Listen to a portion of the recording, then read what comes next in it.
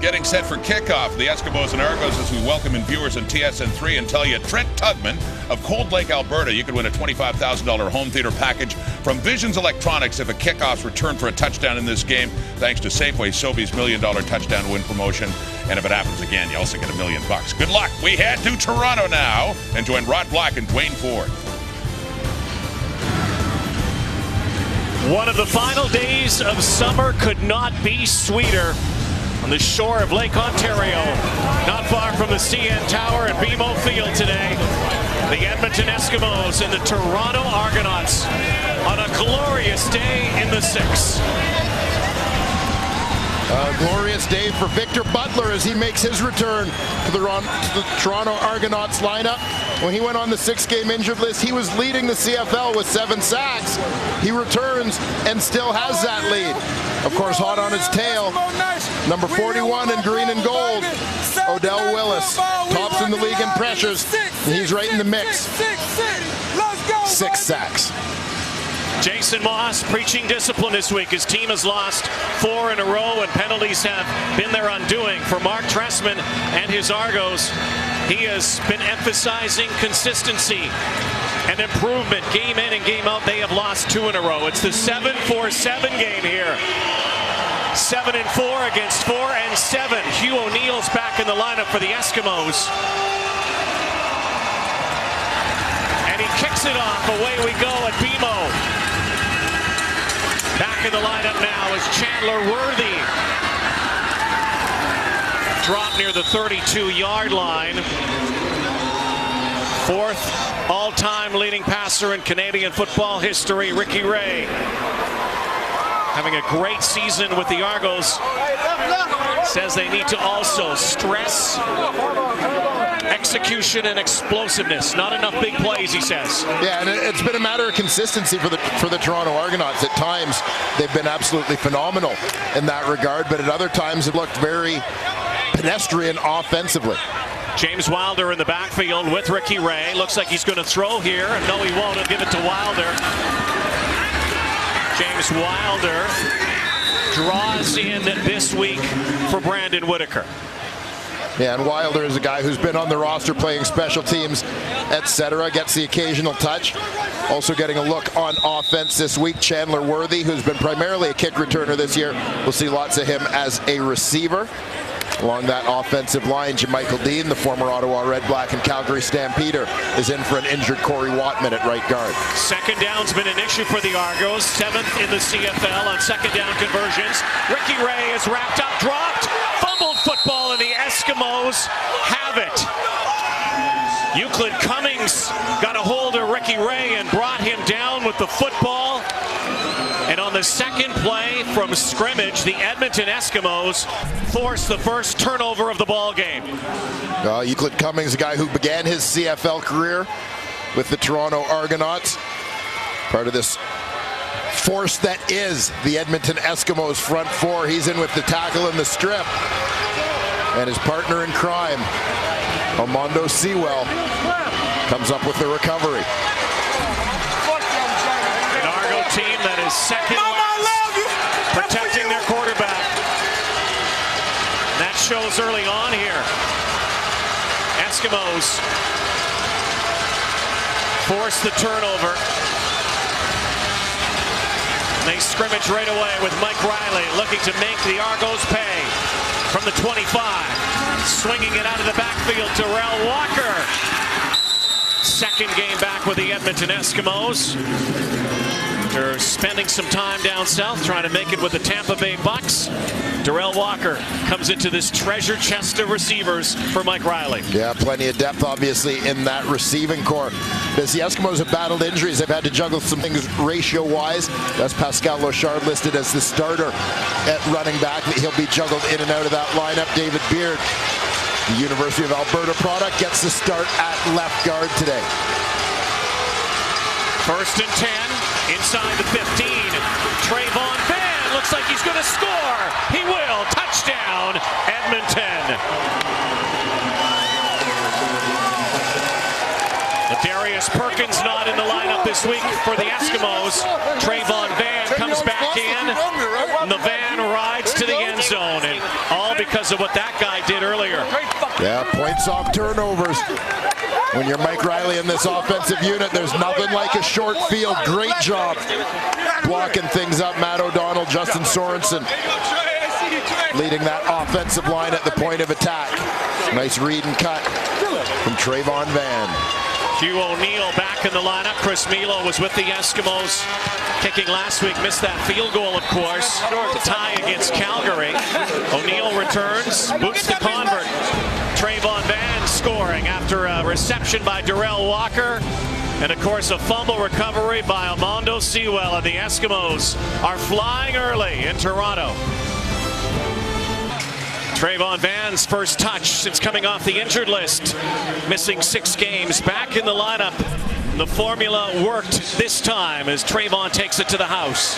And you're going to see the right guard, Matt O'Donnell. The defensive tackle is going to jump all the way inside of him. He does a nice job to readjust, pin him to the inside. Tackle Colin Kelly is up to second level.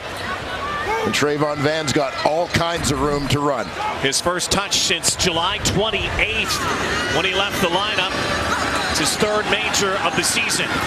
Chandler Worthy trying to reverse field. Now a penalty flag down, and he's brought down near the 35-yard line.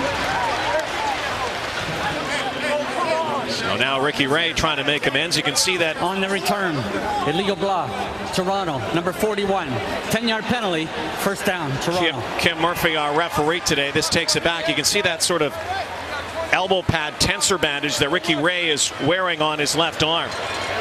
Yeah. That wasn't from the first play, by the way. He had it on from the get-go here today. Yeah, and certainly not something that's expected to be an issue for Ricky Ray. Just a little bit of extra support and protection. Ray and the Argos well rested, coming off the bye, and of course 2 weeks ago lost down the road in Hamilton, that rain-delayed game, Labor Day. Went to the wee hours. Game where Lirim Hajrullahu had a chance down the stretch. So the Argos, who've lost 2 straight, looking for redemption here today, and looking for redemption after that first series. Here's Worthy, the speedster. Chandler Worthy wrapped up, and again ball is loose, but the Argos have it. Some possession issues early on here, 40. Yeah, certainly, as we see Euclid Cummings, the man who created the game's first turnover on that opening series. We expect to see at middle linebacker, Canadian Christophe Mulumba-Shimonga, draft choice out of Maine. Of course, with injuries in the secondary, Chris Edwards will get the start at field corner today. 2nd and 7, 4-man rush. Ray throws close to a first down, but they're not going to get there. Jimmy Ralph, Argo rookie, former Alberta Golden Bear, short of a first down by about a half yard. And this field position is going to dictate that the Argos send their punt team out there. Yeah, it looks more like a full yard from here, so they will bring out the punt unit. Hajrullahu will come out. Trayvon Van returning the kick here for Edmonton. Not much of a wind here today. Blowing off the lake. Good kick by Hajrullahu. Van at his 35. Has one block and another, and Trayvon Van tackled near the 43-yard line. The Mad Hatter, Mike Riley, trying to get his team back in the win column after 7 straight wins, 4 straight losses. What's going on with the Eskimos?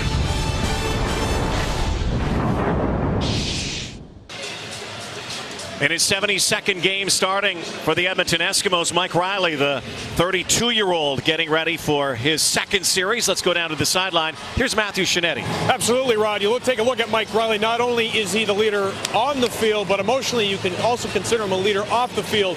And there's going to be so much attention paid now to what Riley's emotions are and the Eskimos' emotions are off the field because of what happened last week when we saw Jason Moss, let's say, get a little too exuberant with some of his headgear on the sidelines. And it has been, I've been on the sidelines throughout the season with the Eskimos in certain games and have seen emotions go up and down with the coaches and the players. And Riley told us before the game that it was addressed what happened with Coach Moss and, of course, with Chris Edwards and that objectionable conduct call that he got that really cost the Eskimos the game. Riley said, we understand that our emotions have to be in check because it could cost us games, guys. Riley over to Trayvon Van. I would say they're fired up in a different way early in this game. And yeah, Jason Moss might have earned a sponsorship deal with the incomplete pass with a headset company. Third down. Let it go once, and then showed his arm a little bit later that he used to throw with footballs, throwing a headset.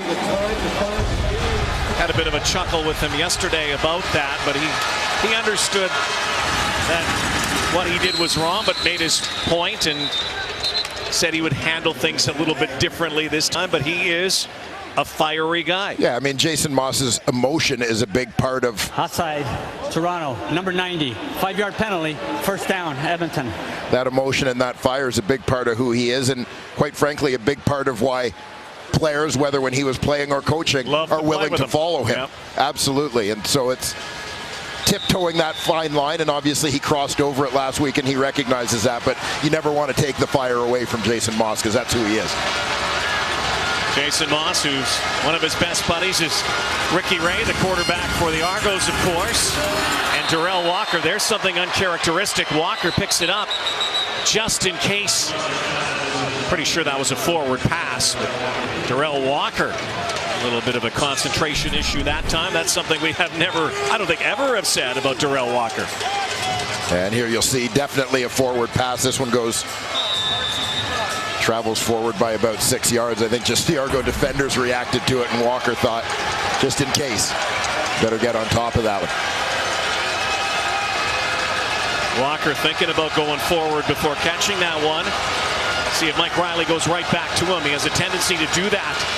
2nd and 10. And into traffic for Darius Bowman. Good coverage by the Argos. This Argo defense really has become the story for Toronto. When the season began, everybody talked about an explosive offense and the yardage they were putting up. But not to be forgotten, this tenacious defense, particularly in the secondary. Yeah, and I think we can say that Corey Chamberlain has had a somewhat triumphant return to the Canadian Football League with the performance of this group. Definitely have been the strength of this Argonaut team thus far. If they can get the offense performing at the same level, this is a team you could see in the mix down the stretch. Hugh O'Neill. Wind coming at him a little bit here. Play's not going to get off. The whistle was blown by head referee Kim Murphy. Time count violation, Edmonton. 5-yard penalty, remains third down.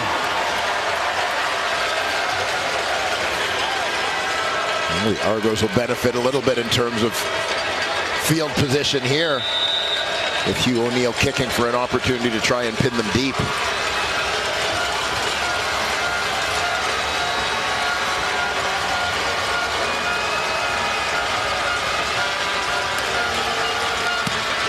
Martese Jackson handles this kick. And Stiegel talking about getting Martese Jackson going. Ball on the turf again, but whistle had blown. A 47-yard kick, a 14-yard return. Ricky Ray has fumbled the ball today, but he is the Argos' all-time leading passer and a future Hall of Famer. His team down 7. Ray back on the field in his office when we come back. The CFL on TSN is brought to you by the Nissan Titan, official vehicle of the Canadian Football League. Beautiful Saturday afternoon. Apparently fall is around the corner. I think this might be the first sign of summer in Southern Ontario. What a day it is here. Military Appreciation Day. Men and women who serve our country are in the house here today. Read option for Ray. Fires over the top. And there's Jimmy Ralph again. And Jimmy Ralph has become a targeted guy since he's been inserted into this offense. Well, he's lined up as the inside slot on that right side. Short crossing route. As Ray finds him in the hole, but Jimmy Ralph, late round pick out of University of Alberta. Again, this is a guy who didn't play in his draft year. Ray will change the play here. Eskimos show blitz. Ray trying to deliver, and Kenny Ladler had it in his mitts. And had he had that, he had a clear path to the end zone.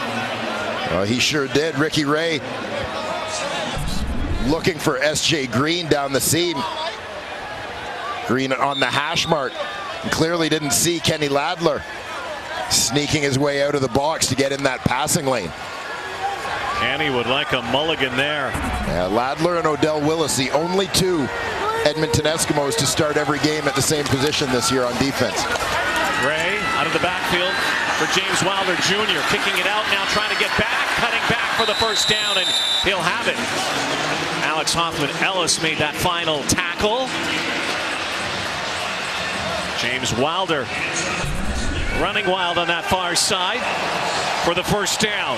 Yeah, he's got the check release. He secures things in protection. You know, and you get a bit of an idea of the versatility of Wilder, a bigger back, obviously, than Brandon Whitaker, but a guy who moves very well in space despite his big frame. Still has yet to score a touchdown for the Argos this season. Ray, S.J. Green trying to lay out for it, and Ladler almost in his uniform. Good coverage from the Eskimos linebacker. Yeah, you had that coverage. Ricky Ray's in a situation where he's trying to put that ball in a place where only S.J. Green can get it, as Green kind of had Ladler boxed to the inside, where the coverage was so tight that it had to be absolutely precise in order for there to be a connection. Good coverage by the second-year Edmonton Eskimo. Second down and 10. Ray audibling once more. Pressure off the edge, but Wilder once more. Straight arm, lunging forward, and that lunge, he wanted this spot, but I think his knee was down, and this might have been a really good spot by Thomas Cesare, the line judge who made this call. Let's see, was that knee down? Yeah, and you'll see the knee go down. Well, they're saying it is a first down. They changed the spot, and it is a first down. Wilder benefits from that stretching lunge. 9-0. Argos had brought their short yardage unit onto the field. So they'll adjust here, go back to the base offense.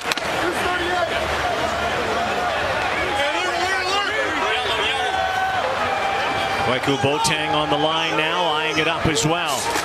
Declan Cross picking up John Chick. There goes the rush. Here's Cross.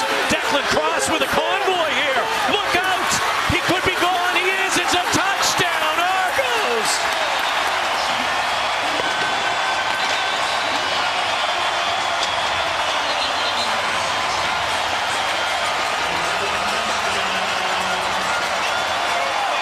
How about that? Talk about a perfect call. Penalty flag. Toronto, number 16, after yards per game, 10-yard penalty, first down. Take away the touchdown, but what a play. And really from the get-go was Declan Cross with a block, and then lets John Chick free to take that pass from Ricky Ray. Yeah, I mean, this is a little bit of an old school play where you go to the protection with the fullback blocking the defensive end. We don't see it as often anymore, and a quick screen off of that. See the fullback Declan Cross, quick block, and he makes that turn. Great convoy out in front. Chris Van Zyl leading the way. There was the hole down the sideline. So the Argos close to the red zone. Ray from the pocket. It closes, but there, once again, Declan Cross. Old school.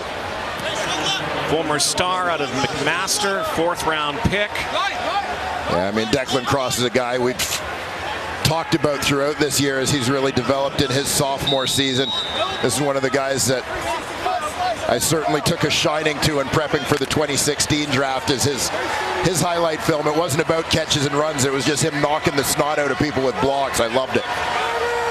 From the school of hard knocks, the school of fullbacks. Ray, tight coverage, S.J. Green's first catch. Straight arm over there, but a first down for S.J. Green. Another 1,000-yard season already for S.J. And his first with the Argos has become Ricky Ray's favorite target. Right. With that end zone look, you get an idea of what the most important thing is to the Argos' success offensively. And that's protecting the quarterback. They give Ricky Ray time to work. Typically good things are going to happen for the double blue. 1st and 10 from the 15. Argos last in red zone production. Ray pulls it back and dumps it off to Cross. And it was almost a suicide pass. And they were barreling down on number 38. Yeah, one where I thought Ray might throw that away because he's in a position, as you'll see as he rolls out here, Cross comes across the formation. Ray can kind of see that the defender is coming. It's going to be that blindside shot. He's just hoping here Cross is going to have time to get his head around upon securing the ball, but Forrest Hightower able to sneak up and lower the boom. 10th play of the drive. Eating up a lot of clock. Ray going end zone for S.J. Green. And there's a penalty flag. Looks like an interference call, and you saw S.J. Green slip there in that end zone as he was going from the natural grass to that field turf, that artificial turf in the end zone, which can be a hazard. Fortunately, it looks like he's okay. Players don't like it. Pass interference. Edmonton, number 20. The infraction took place in goal. The ball will be placed on the 1-yard line. First down, Toronto. Johnny Adams, guilty party. Well, we'll take a closer look here.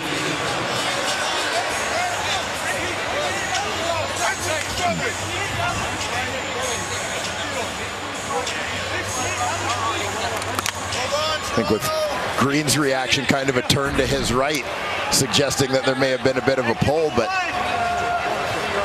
hard to get a real clear look at that just because of the positions of the two bodies of Green and Adams as the ball was in the air.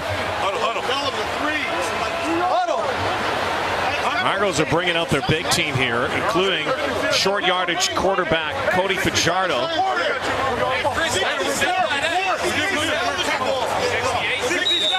They're also loading up the backfield. Look at this. Chris Kolinkowski is in the backfield. And that will move the ball a little bit closer. And offside, Armando Sewell blasting across that offensive line, blowing things up a little bit. Offside, Edmonton, number 99. Half the distance to the goal, remains first down. So the Argos were lining up there with a 300-pounder in their backfield to add some blocking help on the edge. There he is again. It's their fridge package. Kolinkowski goes to the line. Wilder in the backfield. And Fajardo boots it. And it's a touchdown, S.J. Green.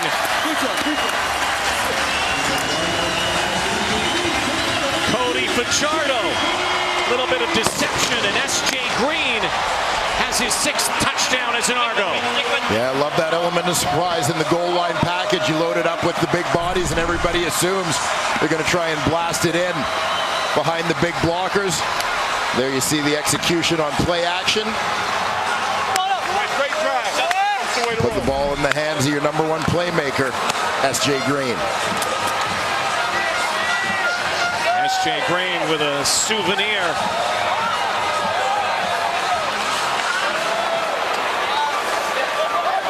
Usually he's looking up there for his wife.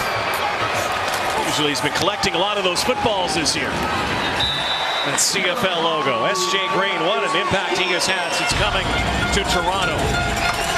What an impact he's had this season.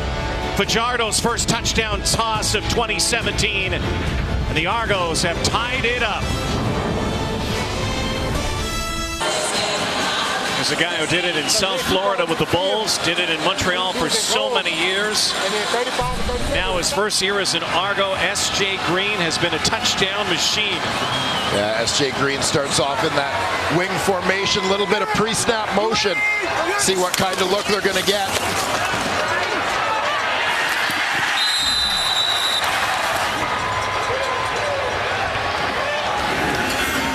Trayvon Van gathering the kickoff and squirming out near the 33-yard line, where Mike Riley will set up shop once more in the final 2.5 minutes of a back and forth tug of war in this first quarter.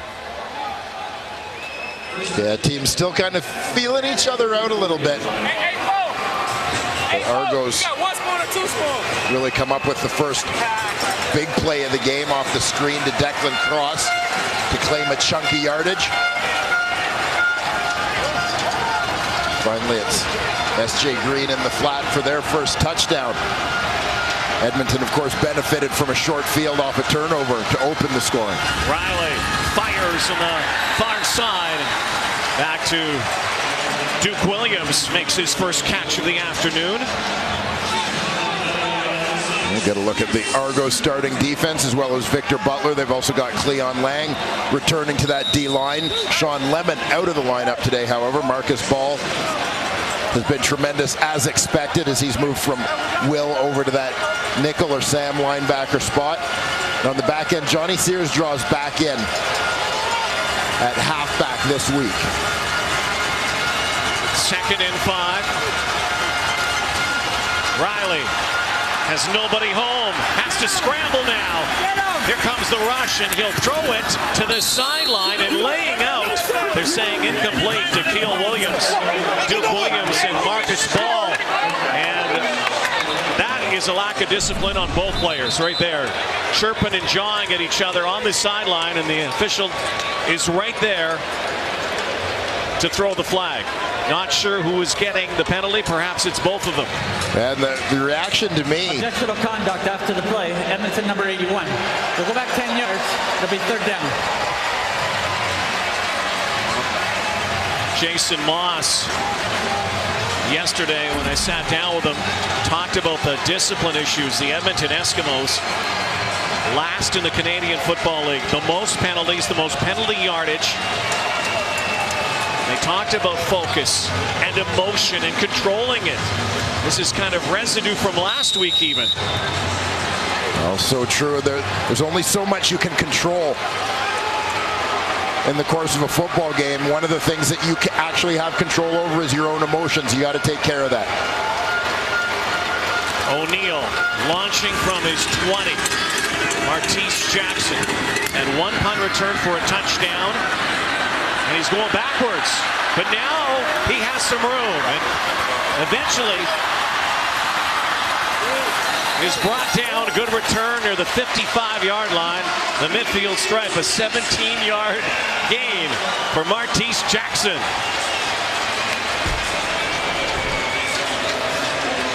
Final minute here in this opening frame.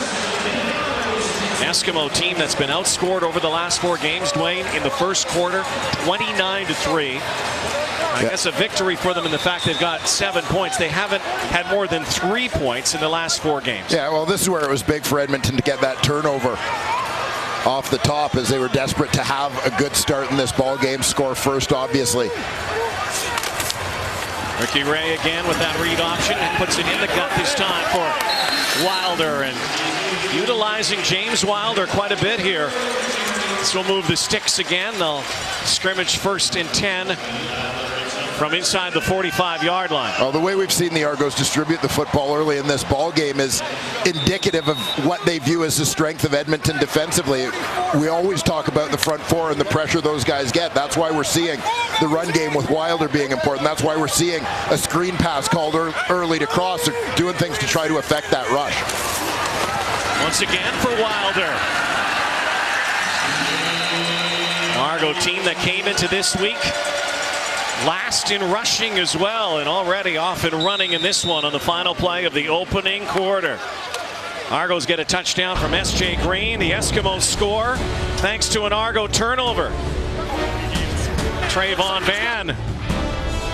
7-7 on this super Saturday afternoon in Toronto.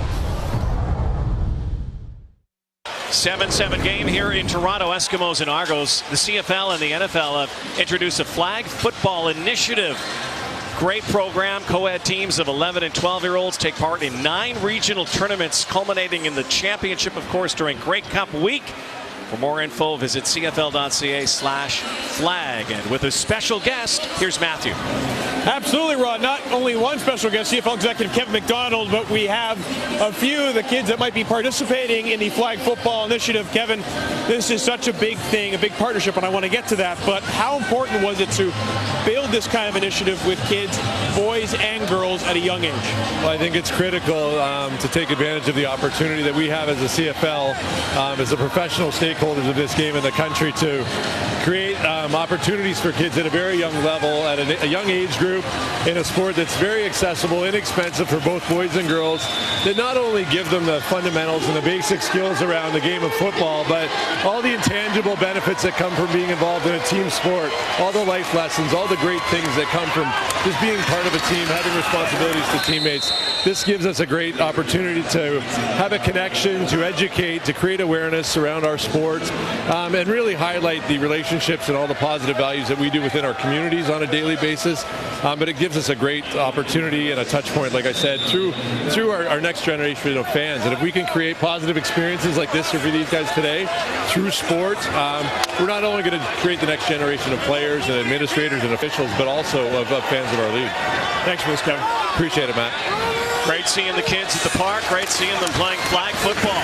Ricky Ray to Wilder again, and James Wilder has suddenly become the biggest weapon in the Argos offense. Back to the flag football thing. Yes, the kids, by the way, will not be wearing pads at practice leading up to any of those flag football games. We'll get into that a little bit later. But isn't that a great catapult to this game for a lot of players? Well, there's some parents that don't like their kids to play football, or may be reticent to play football at a young age. What a great way to introduce the sport. Yeah, I couldn't agree more. And, you know, as Kevin alluded to, something that's cost-effective, cost-friendly, when you think so often about the way some schools have gone away from football because of the cost compared to sports like rugby or soccer. Ray over the top. There's Wilder again. And James Wilder bashing his way to the 5-yard line. For many of the players on the field, by the way, that was their introduction to this sport. And this is a great sport. Flag football. Go on to CFL.ca to learn more as the Argos try to take this into the end zone. As we see James Wilder continuing to be sort of the focal point offensively for the Toronto Argonauts. Whether it's those short passes allowing Ricky Ray to get the ball out of his hands quickly, or through the run game. Once again, the idea is to have that quick game, but also to have options that are going to throw off the timing of the rushers. Wilder going nowhere, and again has not scored a touchdown in his first year in the Canadian Football League. Star out of Florida State. Came to the game quite naturally. He was probably a guy who didn't play flag football at a young age because he was hanging around his dad in dressing rooms, locker rooms in the NFL. His dad, one of the greats in the franchise history of the Tampa Bay Buccaneers, also a running back. What will they do here on 2nd and goal? Ray wants to throw, corner route, and touchdown, Armani Edwards.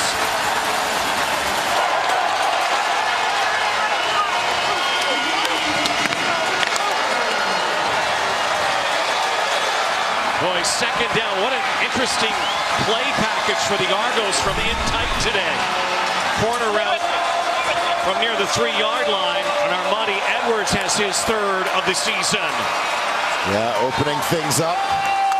He's got to keep it real flat as he heads towards that corner, but beautiful touch on the football from Ricky Ray to drop it in there. You know, Armonte Edwards made it look easy. Well, that's a tough catch at that angle as well. Argos not predictable in the red zone, and Ray talked about it yesterday, said they had to get better in the red zone. They've been really good in the red zone, twice to the end zone today. First S.J. Green, now a former quarterback in college, Armonte Edwards, and the Argos soar in front.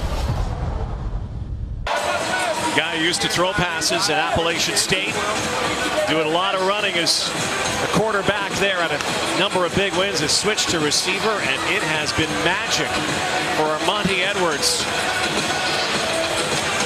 3rd touchdown as an Argo. Niram Hairolahu converting again. Perfect on his point afters this season. It's 14-7. Trayvon Van once more. Levi Noel, the leading special teams tackler and a receiver for the Argos, guns downfield to make that tackle. We'll take a look back at that Argonaut touchdown. Armonte Edwards was the man. You're going to see him on that corner route. Now, often you expect an angle more like this on a corner, but because of where they are, he's got to really flatten this off so he doesn't run out of space in the back of the end zone. So you're going to see a hard cut, call it kind of a flag corner. Ricky Ray puts it on the spot. Great concentration from Edwards.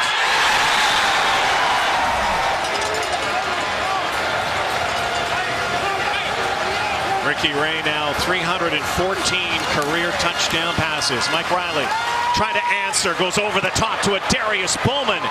Has the snag up near the 52-yard line. Crossing pattern. Big gain here for the Darius Bowman, his 4th game back in the lineup for the Eskimos. Yeah, he's the 3 receiver coming out of the slot straight down that hash mark. Versus zone coverage, veteran guy like Darius Bowman. Knows how to settle when he finds a little bit of space. Been running through those zones at top speed. Pistol formation with Trayvon Van behind Riley. They run the hitch to Walker. Makes 1 miss and a big miss indeed. Johnny Sears brings him down.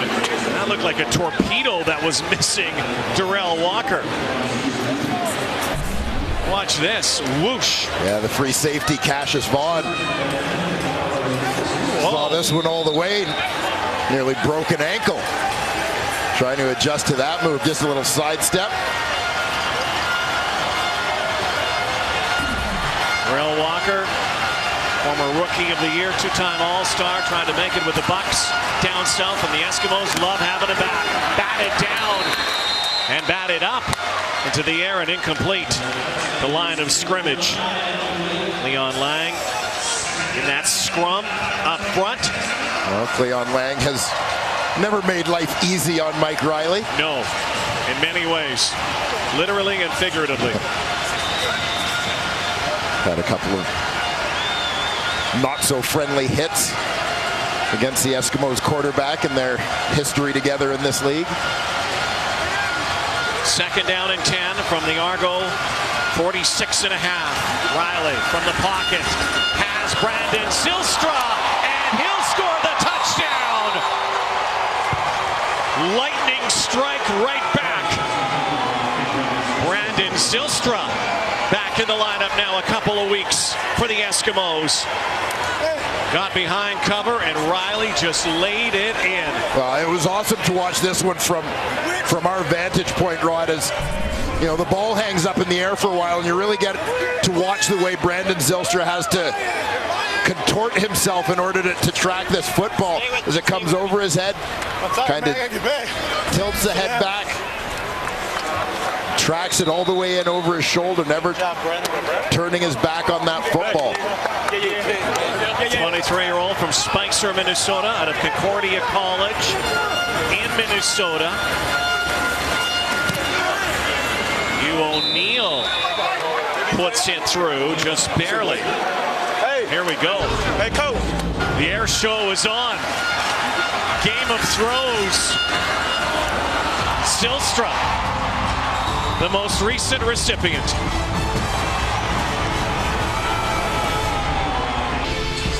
Shaw road to the Grey Cup continues tonight. Solly. Let's say hello to Bo Levi Mitchell. Lions and Stamps tonight. 7 Eastern, 4 Pacific. Hey, shout out to V. Curry. That one was for you and you, baby girl. Congrats, man. From all of us. From all of us. Love you, big dog. Brandon Zylstra last week, 187 yards. One of the performers of the week in the Canadian Football League, albeit in the loss to Calgary. Chandler Worthy. Argos trying to ignite their return game, getting Worthy some touches along with Martese Jackson. Brandon Zylstra just doing it again. His fourth, I think that his third touchdown of the season. Yeah, and you're going to see Zylstra and the Eskimos come back with their own version. You see here, it's a little more of a vertical route on that corner because he's got more space with which to work and get open. Mike Riley, much like Ricky Ray, an equally well-thrown ball. Zylstra again with a nice job tracking that over his shoulder. James Wilder. Look out! Home free! Won't be caught! See ya! Touchdown! What a way to score your first CFL major! James Wilder, there's a good thing there's bleachers there because he could have kept running forever. There was no one within 10 yards of James Wilder. He explodes in that burst for 76. Puts the Argos in front again. A heck of a run from Wilder, but he didn't do it by himself. Lots of help from that offensive line. Most specifically, his two guards. We'll take a look at it right after the convert.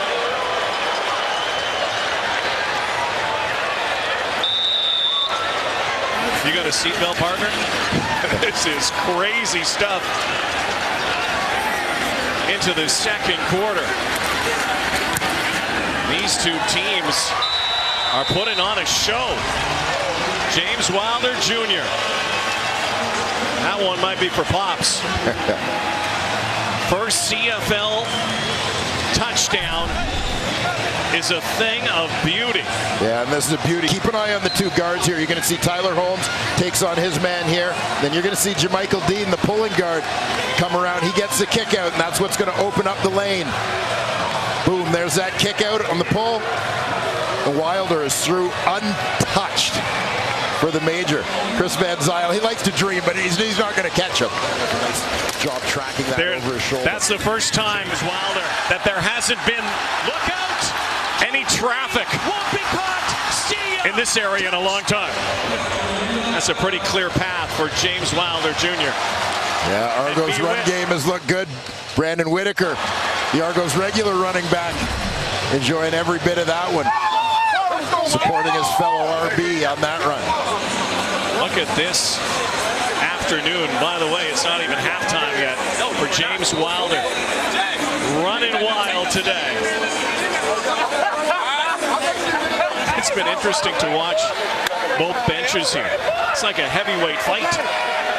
Well, you know, with all due respect to our friends Mike Benavides and Corey Chamberlain, the two defensive coordinators, I was kind of hoping we might see a little bit of a track meet today. Those defensive coordinators might need a hug after this one. There's Benny. And the only guys who might not be smiling today are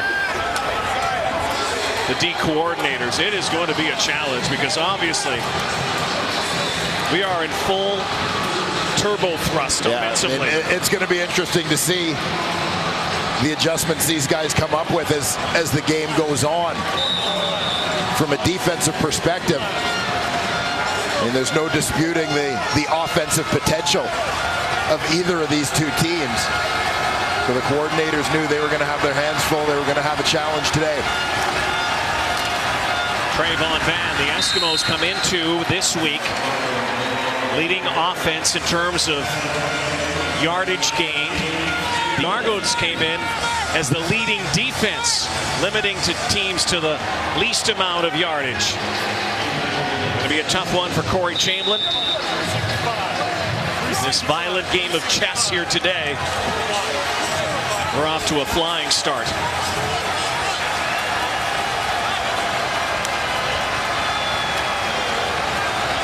Still 8 minutes before halftime. Argos rush 4. Riley, hard throw through the hands, and it was behind Duke Williams, and will bring out the kick unit. And there you see some of the numbers for this Toronto Argonaut defense. Mark Trestman spoke very highly of the performance of this group when we talked to him yesterday. As you mentioned, Rod, first in total yards, first in passing yards, second against the run.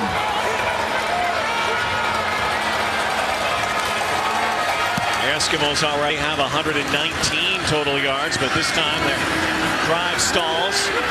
Jackson trying to find room on the sideline. Tiptoeing there, Martise Jackson. Leveled from behind by Levi Steinauer. Yep, the track meet is on. Welcome to the show, everybody. 21-14 Argos. Coming up at halftime, the GMC Professional Grade Playbook with Henry Burris. He's going to talk about the Banjo Bowl and the outstanding special teams play. Coming up at halftime with Rod, Jock, and Milt. Doubleheader Saturday. Sun-splashed Saturday here in Toronto. Argos shining bright so far. Another first down. Once again, our Monty Edwards adjusting his grill, but was able to hang on to the football. They'll move the sticks. Scrimmage from the 41.5. And Monty Edwards has proven to be such a valuable addition for these Toronto Argonauts. Finished up last year in Saskatchewan. They had enough depth at receiver, they could move him to help their O-line. James Wilder's not in at tailback right now, but Martise Jackson is. So a little different look. You think the Argos have had some time to devise some unpredictable packages, certainly, with that bye week. Yeah, the bye week affording an opportunity, maybe more so though than in a regular week, for some reflection, some reevaluation. Chance to tweak a few things offensively. Second down and 8. Ray with a cluster formation, looks to his right, lays it in. DeVere Posey's first catch will be for nearly 15 yards and another first down. Well, two teams, Dwayne, that came in angry today. 6 losses in a row between the two teams. Argos 2 straight, Eskimos 4 in a row.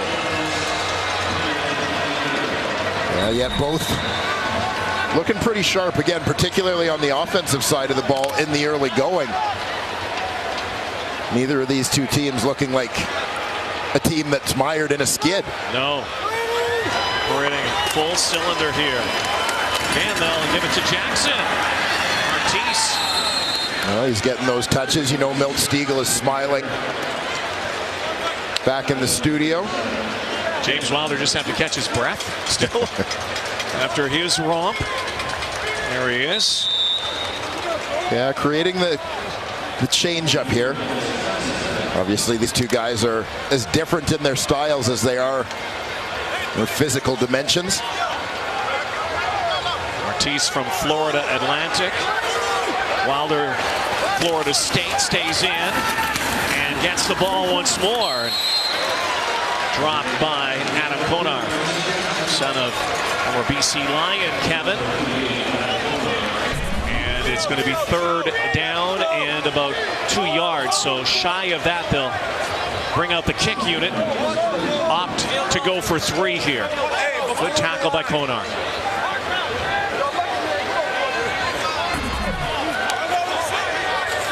Aliram Hairelahu, 30 of 38 on the season. Missed a key one against the Tiger Cats a couple of weeks ago. It's from the 27. That south end zone. Puts it through nicely. Argos lead 24-14.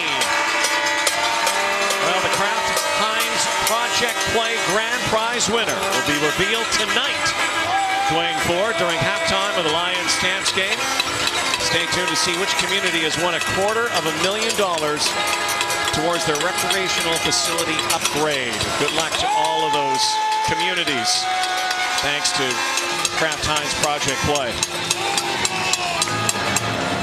So many communities needing that help. Talked about the flag football initiatives. In an age where every kid has a smartphone, it's more smart to get out and play. Yeah, I don't think you can ever go wrong investing in opportunities for physical activity. Riley pulls it back and gives it off to Duke Williams. Keel Williams, who had such a sizzling start to his CFL career. Flatlined a little bit, but then again, a little more balance now in the receiving core. Darius Bowman went out for a while, so too Brandon Zylstra. Now Darrell Walker back in the fold. Well, it's amazing when you think of the depth in that Eskimo receiving core with Vidal Hazelton on the injured list, Kenny Stafford on the practice roster, Chris Getzlaff as well. You know, you forget that they've endured injuries there as well because they just keep trotting out 100-yard-a-game guys. Pascal Lochard, that last carry. Looks like it could be the 3-minute warning. It is. Signal to both benches. What a game we got going here. Offense galore. 24-14 Argos, but the Eskimos have the ball when we come back. 3 minutes halftime. Rod, Jock, Milt here to talk about an explosive first half, especially for the Argos. How about James Wilder? Ricky Ray bouncing back after a shaky start. Also the details on Micah Johnson of the Stampeders as they get set to host BC. All at the half. Let's go back to Rod and Dwayne. Look at those guys. They still got good mitts in there, I'll tell you that. Once a receiver, always a receiver. We'll see you guys at halftime. They were down here today. Usually having the boys. Yeah, you can only let them out so often. Well, double header today. And I'll tell you, the tailgate here, lots of people here. There's members of the Canadian Forces in the crowd, and everybody also gearing up for next week. Huge week here in Toronto, like a playoff game with the Montreal Alouettes in town. Argos thinking about the Eskimos first. Riley now trotting out, rolling. Catch is no, it is not a catch. It's incomplete. We were targeting Duke Williams, who then got targeted by the Argos. You can see Williams, he's in tight to the line. See if it's tough to say. It looked like the contact might have come a touch early here. Well, probably pretty good timing to break that one up by Matt Black. Second down and 10, just in Argo territory. Esks down 10 first half. Riley, good protection, floats it out, but over Darrell Walker, who couldn't leap that high. Alden Darby, we've been with the Argos for a few weeks. Some time in the National Football League out of Arizona State. Right there in coverage. So the Argos are going to get a chance now to add some more points to their tally. Frustration continues for the Eskimos, who, when we last saw the Eskimos, this team was running so hot, hotter than anyone. 7 wins in a row. They've spiraled the last few weeks. I mean, their depth has been tested week in and week out. You just feel like the Eskimos hit a certain point where they broke. Kind of ran out of gas a little bit. So many injuries to so many key players. Bouncing football could be a great kick, and it is by Hugh O'Neill. There was a penalty flag, though, that flew late near the 20-yard line. We'll have to see what this is about, but that ball just bounced and bounced to the coffin corner for Hugh O'Neill. Illegal block. Toronto, number 52. Half the distance to the goal. First down. So a long field and a great kick by Hugh O'Neill just got better. And a longer field for the Argos. Ricky Ray will start on that field turf in the end zone. Argos are going to try to move this ball. Otherwise, the Eskimos could get it back in good field position. Well, this may be an opportunity, despite all the things Toronto's done to try and slow down that front four, where these guys will really pin their ears back. There's the guy who has been the story today, though, James Wilder. There's a flag just in the end zone. It looks like it's going against the Argos. It's a hold. That will take away another positive play from James Wilder, who is having a breakout afternoon for sure. Holding Toronto, number 69. Half the distance to the goal. Remains first down. Keep an eye here on the left tackle, Will Campbell. He knows that they're trying to, that he's right at the point of attack, so trying to hang on as long as he can. Just a little too long there. Yeah, 1st and 11. They can't get backed up anymore. Ray going down the rail here, and it is caught. That's caught by Armani Edwards. Ridiculous catch on the sideline. A magnificent effort from Armani Edwards. When this ball went up, it looked like it was certain to be overthrown, but you see him fade away to the sidelines to buy himself a little space for that ball to drop. Holy smoke, what a leaking catch. effort. Well, the year of the catch continues on. I don't know who's going to have to figure this out at the end of the season. I mean, there have been some great ones. I don't think this rivals Duron Carter's, but I'll tell you what, that's right up there. That is acrobatic, degree of difficulty plus. Out to Wilder, makes a one-handed snag and has half the first down yardage. That was a spectacular catch. Well, and I think you're absolutely correct. Duron Carter remains the #1 seed in that bracket, but to sort out a top 10 with like, all the catches we've seen this year would it's be like an NCAA championship. There's probably 64, and you get it down to the final 4. Good luck choosing them all, but I'll tell you one thing, it's better to have a lot of them than not many, and those jump balls have certainly helped the entertainment component. Ray over the top, looked one way, and a good jolt there from Christophe Mulamba Shimanga. And that was over the top. S.J. Green, who is slow to get up.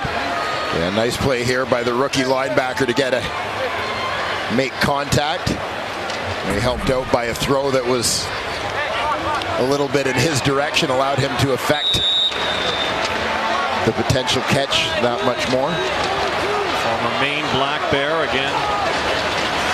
Born in Congo, Canadian, Mulamba. Eskimos will work their 92nd offense here. It looked like no yards. Trayvon Van will get 15 yards on that. 36-yard boot.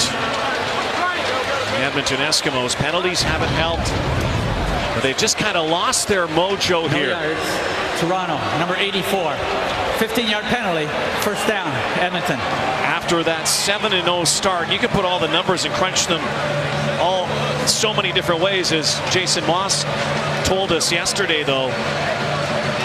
One thing that he loves about his team, they still fight. He said, you know, we did lose 4 in a row, but we came so close to winning last week. Yeah, I mean, a Jason Moss team, we talk all the time about teams taking on the personality of their head coaches, and I mean, you know that a Jason Moss team is going to compete to the bitter end every time. But I'll tell you, the one number that stood out there to me had to do with that turnover ratio. The fact that they were even in the first 7, that wasn't a stat that was typical of a 7-0 team to be even. Usually you'd expect them to be well ahead on that number. Obviously some very close victories during that stretch, but once that went into the negatives, as soon as that dipped into the negatives, you see the results at 0-4 since that time. You know, another number there, 40, is the points that they gave up on giveaways. 100 points that they gave up, surrendered more than any other team in the CFL off those turnovers. last minute before halftime. Riley gets hammered, and down he goes. And Victor Butler makes his first house call of the afternoon. Back in the lineup. Butler hasn't played since July on the 6-game injured list. Still the CFL sack leader, tied with a few players. Working off that edge against Joel Figueroa. A little change up. You know, much like a receiver working against a defensive back. Kind of knew he had won once he got the hips turned, sold it to the outside. Once Figueroa opened up a little bit. Committed to getting outside on his kick slide. That's where Butler turned it in on him. Very quick 2 and out by the Eskimos gives the Argos the ball back. And so the defense is starting to tighten up here as Martese Jackson tries to kick it outside, and he does here. Jackson high stepping, leaping high over Hugh O'Neill. We see Victor Butler come back. What a fascinating guy. Number 94 is the former NFLer who, quite simply, loves this game. At 6 years old, I told all my buddies I was gonna play in the NFL. Not I wanted to play, I was going to play. And to be able to play professional football and to do what you're passionate about, and then to have it taken away from you, no matter if it's a day, an hour, a year, to have it taken away from you, it really sucks. So to be able to get back on that field and strap it up and go to battle with the guys that I don't want to call my teammates, but my family, and it's a tremendous feeling. Do you know he's on my personal top 10 of favorite interviews in the CFL, that guy? I think he's on yours, too. Victor Butler, he left us laughing when he left that interview room yesterday. Sharing some stories, particularly about his off-season training. Which is unique. Ricky Ray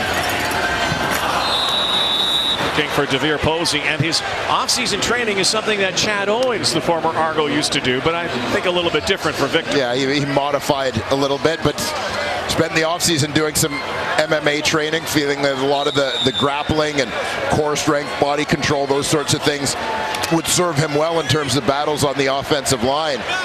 But he, let's just say he learned the lessons about the cardio. From a little guy. Learned the hard way. From a little guy. Ray, second down, pitches it out to Wilder, trying to get that first down, and he will. So effectively they can take this clock down, but a couple of tosses here can get the ball into field goal range for Lirim Hajrullahu. Yeah, 22 seconds, plenty of time to run a few more plays here. They've just got to be smart about the way they manage the clock. Ideally getting out of bounds. Well, they are with the king of clock management and Ricky Ray, but now down to 12 seconds, maybe chance for one more. They're going to have to get it down near that 40-yard line, 42-yard line. Well, they were very nearly looking at 6 the other way there. Chris Edwards made a nice break on the football. Was unable to come up with the interception. Lirim Hajrullahu, longest of the season, is a 50-yarder. So they'd have to get down near that 42, 43-yard line. And they'll have to do it right here. Ray's in trouble, though, and down goes Ricky Ray, and that will take the Argos right out of field goal position as Kwaku Boateng hits one out of the park. Laurier Golden Hawk, 5th round pick, his 4th sack of the season, Dwayne. Yeah, Boateng is a guy who is proving to be one of the great picks in the 2017 CFL draft. A guy who had been ranked as high as 2nd in the league's prospect rankings at times. Dropped off a bit after the combine. He came in light, and so often guys sort of come to the combine in shape to test more than in shape to play football. And so I think a lot of people looked at him as too light and maybe a tweener in terms of body type, but he's proven to be a great find. Has played plenty of reps in that defensive line rotation, learning from some pretty good DNs, and clearly learning his lessons well. To be in the conversation for Rookie of the Year already, and it's a 5th rounder. Great story. So explosive offense early, and the defenses ratcheted up in the late going. The Argos with a 10-point lead at the half. As one streak looks to be snapped today as we send it back to Rod and the guys in the studio. Toronto Argos try to end a 2-game skid. The Eskimos try to stop a 4-game slide. Toronto with a 24-14 lead on a beautiful day in downtown Toronto. Here's Matthew Shinetti with the Eskimos' Odell Willis. Needless to say, although you probably weren't happy with their run game, what do you have to do to stop that in the second half? No, we just got to come out and play Eskimo football. I mean, they just caught us in a bad defense. That's all it is. They were good play calling on them. They just caught us in a bad scheme. Other than that, we good. What's the key to getting to Ricky Ray and disrupting what they want to do? I mean, the only thing we got to do is just keep going. I mean, he's trying to get the ball out quick. They chipping, they blocking with 7 to 8 men. So, like I say, we just got to stay to our scheme and try to get them to hold the ball so we can get there. Thanks to them. Thank you. Odell Willis has established himself certainly as one of the leaders for this Edmonton Eskimo defense as they look to get things back on track and shut down the Argos in the second half of this ball game. You heard him talk about some of the things that the Argos have done to try and make life difficult for the front four. That front four sets the tone for the Edmonton Eskimos defensively, and the Argos have largely, through their play calling, been able to take that group out of the game. Now the longest rushing touchdown of the season, James Wilder in that first half, a 76-yarder. Surpasses Andrew Buckley. Short yardage quarterback play early in the season that went for 60. And Wilder was largely untouched on that play. And a good return by Trayvon Van, who opened scoring in this game. The Eskimos started it off in the first half, scooping up a fumble and then scoring soon after.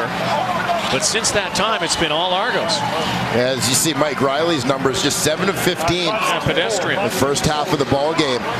You know, a couple times we saw the impact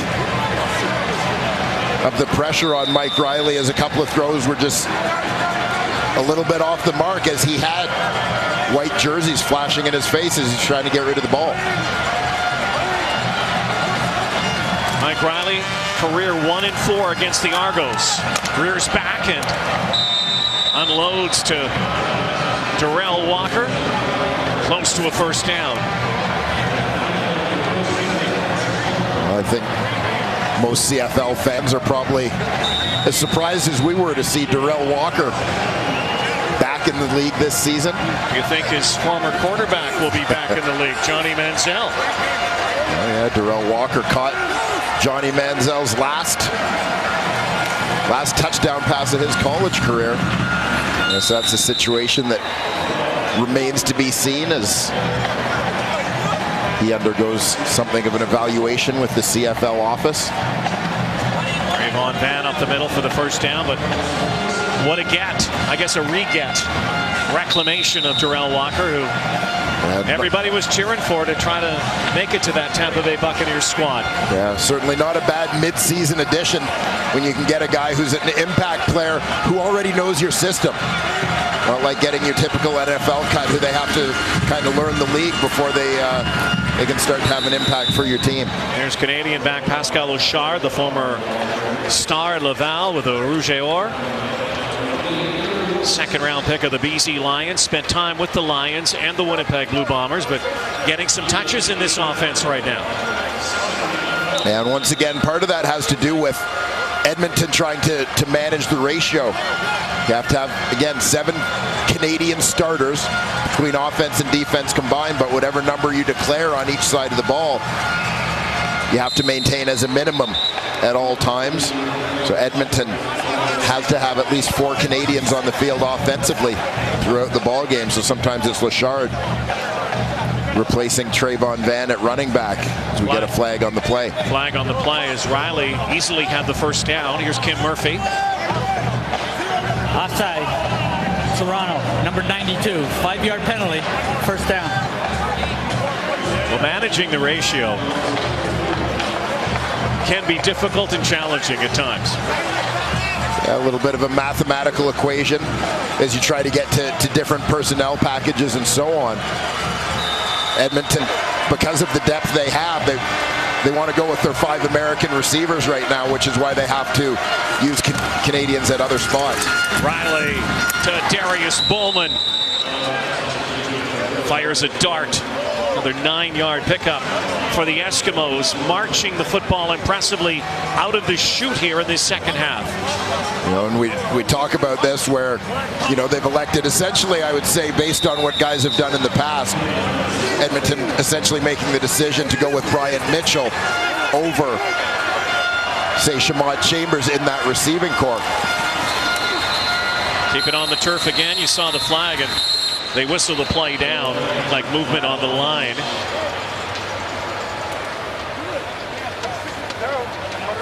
Sun still bathing BMO Field. Procedure. Edmonton, left guard. 5-yard penalty. Remains second down. Well, procedure, which has been the penalty of choice of the Edmonton Eskimos in 2017. Jason Moss talked about it yesterday. 43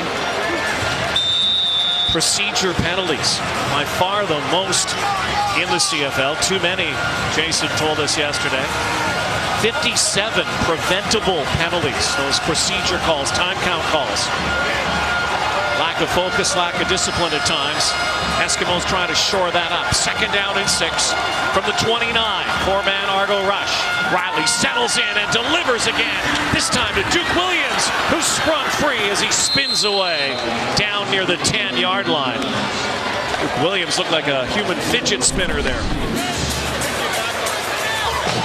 Well, Duke Williams, such a big, strong dude, and you see it after the catch here that not an easy man to bring down.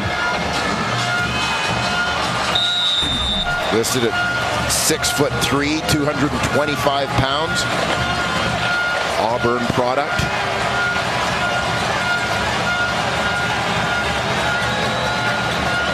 California native. Red zone time. Try that forward handoff. Darrell Walker and Marcus Ball was balling. No chance that time. That was read to perfection. Yeah, this one certainly did not catch Marcus Ball off guard.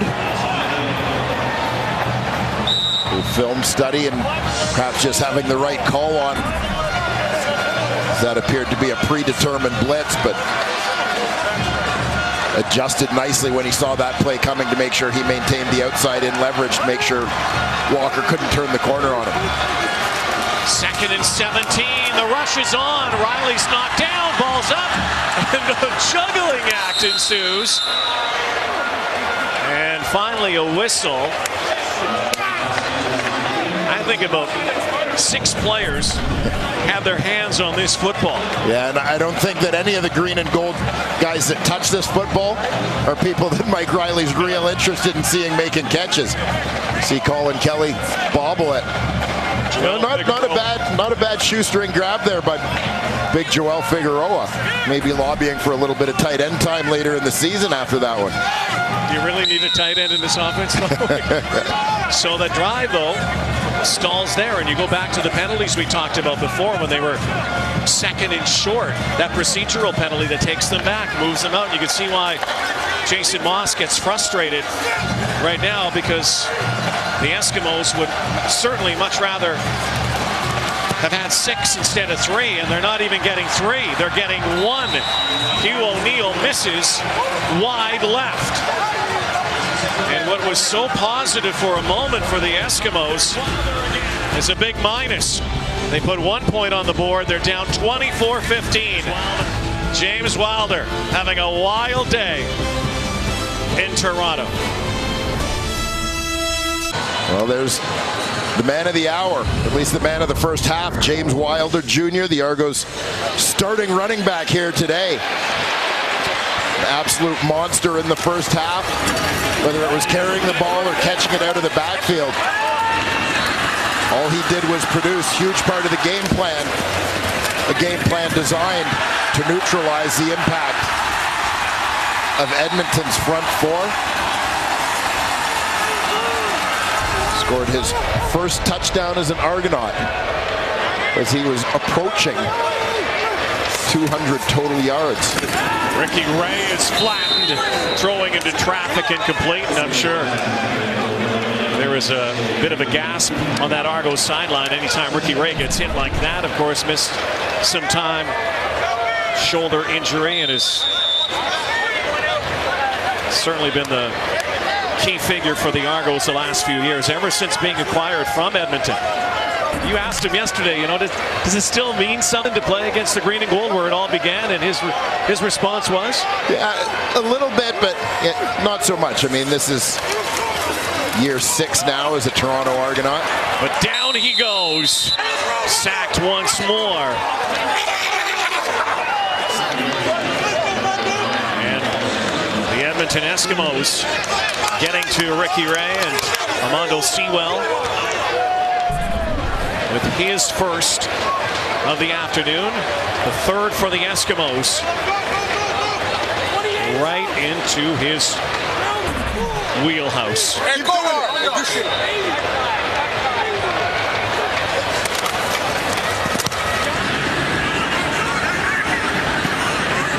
Bouncing, Trayvon Van getting some room on the outside, far sideline, down the sideline he goes, and Trayvon Van, outstanding return, instant field position. Armando Sewell, the Eskimos in that sack squad, feeling it right now. This defense trying to turn the tide in Toronto.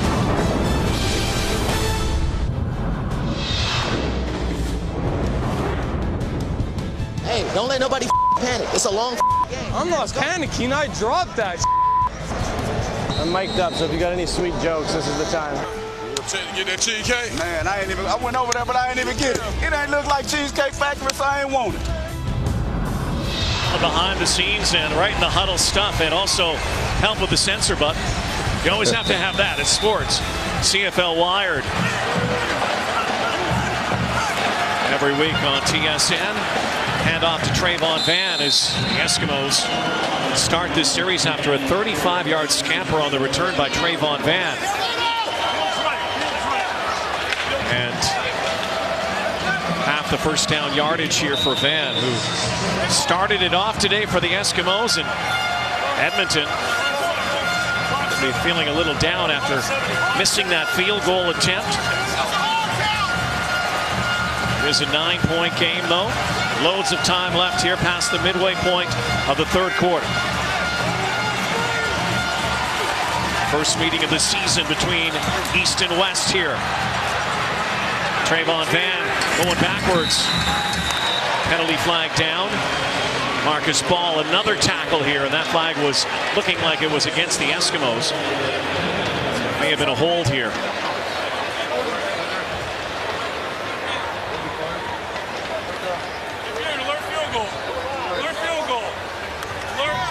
They will decline this. Holding Edmonton, number 67. Penalty is declined.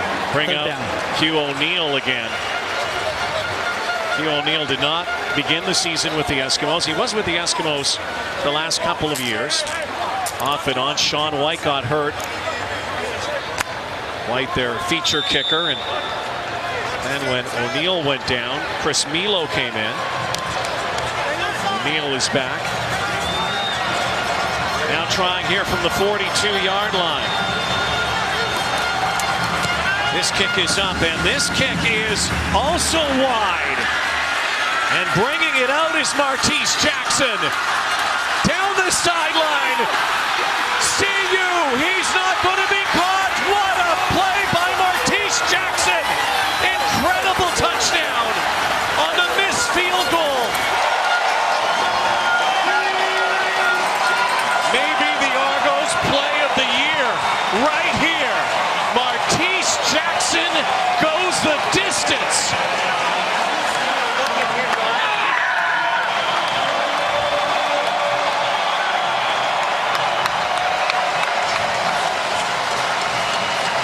This could be a record setter for the Argos. Well, now the Argos field goal block team did a great job getting position to block down that right sideline. Jackson got real close to that line, by the way, but appears to have stayed in. He completes the biggest play of the day. One of the biggest plays recent years for the Argos. Last missed field goal returned for a touchdown by an Argo. Chad Owens. Back in 2013, 118 yards. This was better. 125-yard touchdown for Martese Jackson. Well, with royalty in the house like a guy named Pinball who used to do that routinely, getting some love. Probably saying, you know what, Martese, you need a nickname. How about that? Dwayne Ford. That was acceleration plus. Yeah, I mean, we knew Martese Jackson was fast, but there was never anyone close to him at any point on that return. 125-yard missed field goal. Longest unsuccessful field goal return.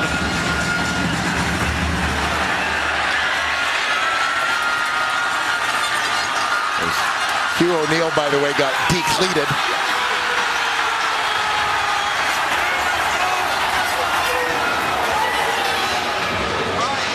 Is not an Argo record, by the way.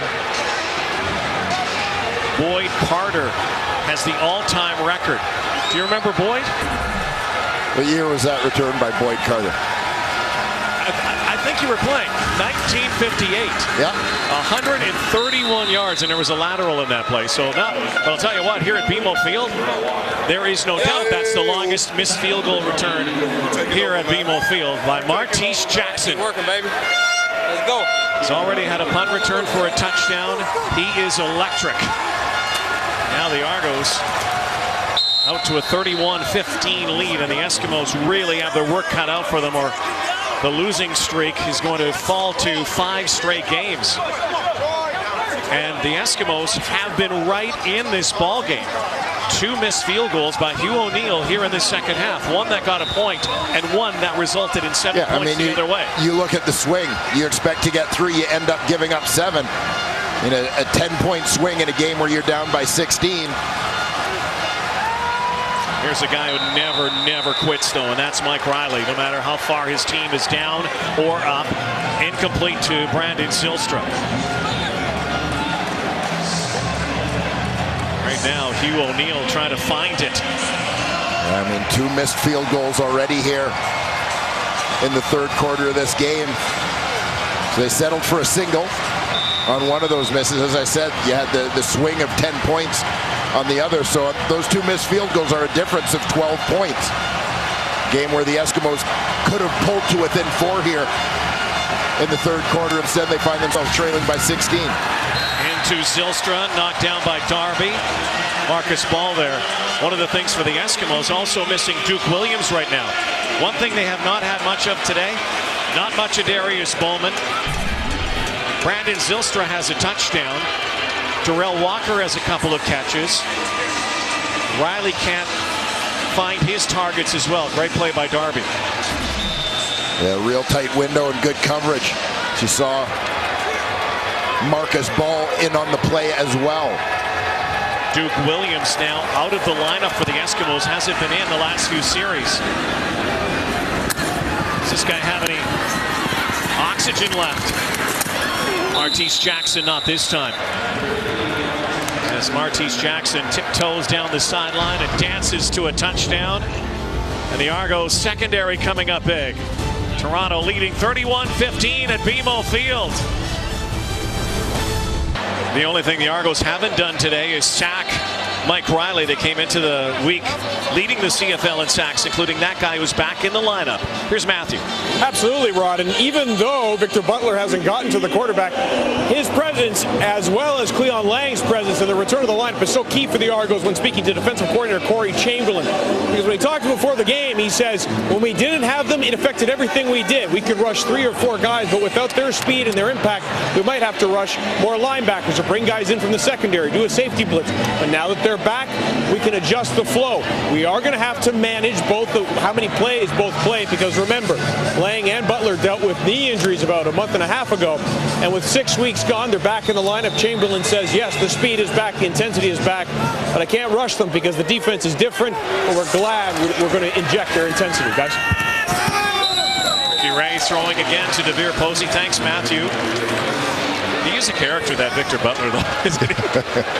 Like, former Dallas Cowboy, and here's a guy who's been chomping at it. He was saying yesterday to us, it's been such a long time, all he wanted to do was hit somebody. Yeah, no question. He was at home for part of his recovery, but, you know, had Sean Lemon, some of the other guys communicating with him constantly that he felt like he was part of and connected to the game plan every week, even though he wasn't here. Ray over the top again, and Ricky Ray just operating with typical Ricky Ray efficiency again. Back-to-back DeVere Posey, that one for 8 yards. I'll emphasize again the importance of protection, the pass protection, to the success of the Toronto Argonauts. You know, against Edmonton, you're going to have your hands full, even dealing with just a 4-man rush. Those are 4 horses they're going to throw at you up front, and actually throwing 5 at them right now. 5 D linemen in the game. Read option again. Armani Edwards tiptoes on the sideline. So the Argos have scored almost every way possible today. Not forced a turnover. That's the only thing left, it seems. Special teams have scored. Offense has scored. Ricky Ray in typical Ricky Ray fashion, operating. Yeah, 19 of 26 thus far in the ball game. 209 yards through the air. A pair of touchdown passes. Second down and 4. Ray, there's a blemish, not many today. Ricky Ray, who continues to climb the ladder on the all-time CFL passing list, and our congratulations go out to the all-time leader, of course, in Hall of Fame week, Anthony Calvillo. What a great class of 2017. You were out in Hamilton the other night. They did such a terrific job with it. Your old teammate, Kelvin Anderson. Yeah, my backfield partner for 5 years. Very excited, happy for Kelvin. Well-deserved. A guy who was maybe sometimes overshadowed in the course of his career by the fact that he played at the same time as Mike Pringle, and also played in an offense that had some tremendous receivers. Alan Pitts, Terry Vaughn, Travis Moore, to name a few. But nice to see Kelvin get his due. Congratulations to Mike O'Shea, of course, G. Roy Simon, Brian Towers, and Stan Schwartz as well. So Victor Butler, who 6 games ago left with injury with Cleon Lang, and since that time still among the leaders. Sean Lemon up there. Lemon now out of the lineup. Jamal Westerman of the Bombers. Micah Johnson with Calgary. Well, and you know, the interesting thing when you look at Butler's numbers and the fact that he is still in the league lead, you also have to bear in mind, like, not only did he only play 6 games, but he didn't have a sack in the last couple of games that he did play. So he piled up those numbers in a hurry out of the gate. So what's it like, Victor Butler, coming back into the lineup but still being the sack leader? I figured, you know, I'd come back with 7-8 games left, and there's always the opportunity to catch up. And if anybody who knows me knows, I relish a challenge, man. I love a challenge. I love, you know, being behind the A-ball, being the underdog, because it makes you work that much harder. It kind of brings out the true character inside you. Like, who am I really? When things are tough, you know, am I that rock, or am I, you know, Sand Dollar? He's full of metaphors and lines and one-liners. Looks like offside here, movement on the line. What I like about this guy, and we've seen a lot of NFL, ex-NFL players, and this guy played. Edmonton, number 55. It's a 5-yard penalty, remains second down. With the American Dream Team, with the Dallas Cowboys, and ACL kind of took him away from the game, is the appreciation he has not only for this league, but for this country. Yeah, very thankful, of course, for the opportunity, the chance that he's being given here in the CFL to continue playing football, and, you know, enjoying the fact, quite frankly, as a pass rusher, that there are plenty of opportunities up here to get after the quarterback. Second down and 16. What a challenge here for Riley and the Eskimos. Good protection. Riley, though, harassed now and drops it into Bryant Mitchell, who's knocked it out of bounds, and a huge play for the Eskimos in this final minute of the third quarter. I love the move by Mike Riley as he's on the scramble to dip back away from the line of scrimmage. Here he looks like he's going to run, but he sees the receiver coming open. So he takes it parallel to the line of scrimmage and just drifts long enough for Bryant Mitchell to come open. He dishes it in there for a nice pickup. Swallowed up at the line of scrimmage. Pascal Louchard by Dylan Wynn of Oregon State. Guy who grew up on the ranch, California. I think you could make a pretty good case for Dylan Wynn as the best first-year player in the Canadian Football League. Guy who's earning rave reviews from teammates and opponents alike for his performance. On the Cleveland Browns practice roster the last couple of years. Riley in trouble again. Looking for Pascal Louchard. There was nobody there. 3rd and 8. Clock winding down. Final play coming up with this third quarter. And it's been a disastrous quarter for the Edmonton Eskimos. A team with all that firepower, but just unable to find its groove. And of course, the 2 missed field goals. You figure a couple times they had the ball in scoring position. But instead of coming away with +6 points by making 2 field goals, they came out down 6. O'Neill is having nothing of Martese Jackson there. Boots it out of bounds. That's the third quarter. Quarter dominated by the Toronto Argos. Huge play by Martese Jackson. The Argos, who are 4-1 when they lead after 3 quarters, trying to move into first place in the CFL East as we head to the 4th. Fourth quarter straight ahead here from BMO Field in Toronto. The Argos with a 31-15 lead. If you look at that third quarter, Dwayne Ford, the Eskimos really dominated. Most of the offensive momentum came from the Eskimos offense. 2 missed field goals do them in. Yeah, absolutely. You put in those drives, you move the ball into scoring position. But as I was saying, you think you're going to come up sort of 6 points closer as a result of those 2 field goal attempts. But after a miss that goes for a single, and then another miss that gets returned for an Argonaut touchdown and convert, that guy, you end up with a -6 for 2 field goal attempts. This is a team also that failed to tie late. Calgary, Chris Milo missing, so it all just serves as a reminder of how important the kicking game is in the Canadian Football League. James Wilder been having the day of his life. He's not done yet. Wilder near the midfield stripe, still battling. James Wilder has said today, give me the football and I'm not giving it back to anybody. Yeah, keep feeding the beast. The best part of this run is going to be the straight arm right here on Alex Hoffman-Ellis. Fights off the middle linebacker. Again, offensive line doing a nice job in the trenches.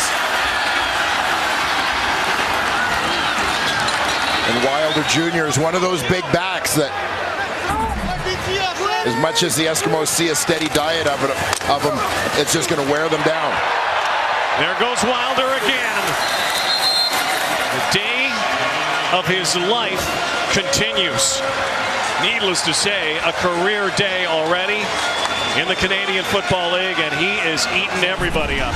Yeah, first-year Toronto Argonaut. And again, let's have a look at the work of that offensive line. Great double team. The point of attack, Sean McEwen at center. Second-year man out of the University of Calgary, doing a terrific job leading that unit.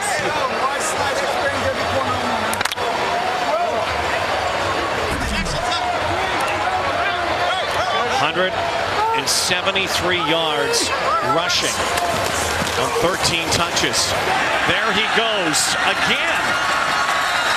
The last time the Argos had a running back rush for over 150 yards, DeAndre Cobb against Saskatchewan back in 2010. He might go over 200 here today. And again, getting lots of help from his friends, that offensive line. Double team the down linemen. Working up to second level, come off that double team on the linebackers. They've been able to do it consistently today. Why not? You can hear the Eskimos, not this time, chirping out. It was Euclid Cummings, top of Wilder Jr., but at the same time the score is 31-15. There's a penalty flag that flew late. Yeah, it may have been a little bit too much talk from one side or the other. And here's a guy who has been torching you. I don't think I'd want to get him mad. Toronto, number 69. It's a 10-yard penalty. He's second down. I wonder if that was William Campbell coming to the rescue of Wilder, but it's Jay Green. Gives him a hug, and so now it will be 2nd and 19. Eskimo defense looking to tighten the screws here and try to find a way back in this game, a game that's gotten away from them. Ray is going to throw. 4-man rush. Pocket closes, escapes, dishes it off. Chandler Worthy makes the catch, but well short of a first down. Brought down by Chris Edwards. So Liram Hairolahu is out to extend the lead. We've talked a lot from an Edmonton perspective about that discipline and the need to control emotions and so on. And here you see it costing the Toronto Argonauts, putting them in that second and extra long situation that they couldn't overcome. Now have to settle for a field goal attempt from Hairolahu. Hairolahu from the 26-yard line. Make this a 19-point Argo lead. Bullseye. Right through the end zone, and a souvenir for a fan out there. What a day to be an Argo fan in Toronto. Mike Riley needs to silence this crowd. The CFL on TSN is brought to you by the 2017 GMC Sierra Elevation Edition. Get noticed like a pro. At BMO Field. Right in the huddle with Mike Riley. Late summer afternoon, mid-September. Could not be better weather-wise. Pump and go. Riley wide open is Walker jump ball. And Darrell Walker goes up high and brings it down. Well, such a long throw, not only the distance, but all the way out to that wide sideline. You'll see Johnny Sears had an opportunity to get into position, but had no chance in the jump ball against Darrell Walker.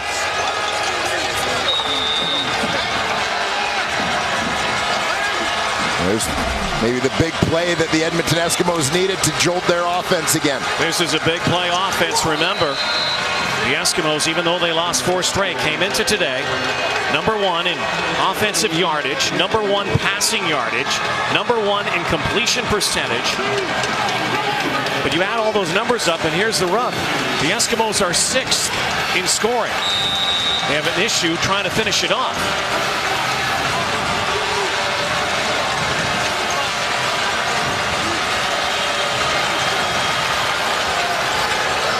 Trying to keep this drive going. 2nd and 8 from the 36. Riley looking for Walker again. Goes to his second read. That's Zylstra. A look at Darrell Walker first. He was covered, and now it looks like it's a first down. They will move the sticks. Yeah, watch for Zylstra here on the hook route, how he works back to his quarterback a little bit at the end to help secure that, shield the defender, make sure nobody can come underneath to intercept that ball. Pascal Louchard in the backfield with Mike Riley. He'll stay in for blocking help. Quick hitter. Walker, a cutback. A great play. Darrell Walker. Brandon Harris knocks him down, but Darrell Walker's been away from the CFL, but he has still got that quick sidestep. That's twice now he has made Argos miss. Yeah, and it's part of his game that we never talked about a lot. You think about a fast receiver, deep threat, obviously the ability to go up and get the football. But this is also a guy who a year ago led the Canadian Football League in yards after the catch. And we've seen his ability to make people miss on display a couple of times here today. Almost 1,600 yards last year, 109 catches, 10 touchdowns, 7 catches, 89 yards this afternoon. Play action, and Trayvon Van is going to score easily. What a dodge and juke up the goal line. Here come the Eskimos. Yeah, and they're going to leave the offense out here to go for 2. This game far from over. Still 8:22 to play. Yeah, I love the execution of the play action. Watch, nobody follows Trayvon Van after the run fake, so he's free in the flat. A little bit of a pick-tight block from Corey Watson. Springs him to get into the end zone.